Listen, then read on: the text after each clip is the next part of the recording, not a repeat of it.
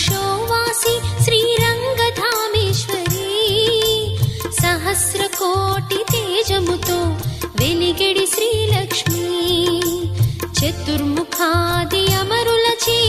అర్చింపబడే తల్లి విలసత్ కమలాసనయై విలసిల్లే లక్ష్మి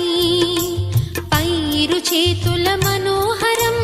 ఎర్రని తామరలే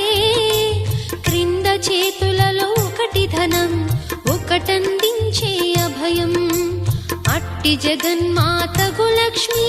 పురాణమిది వినరే శ్రవణానంద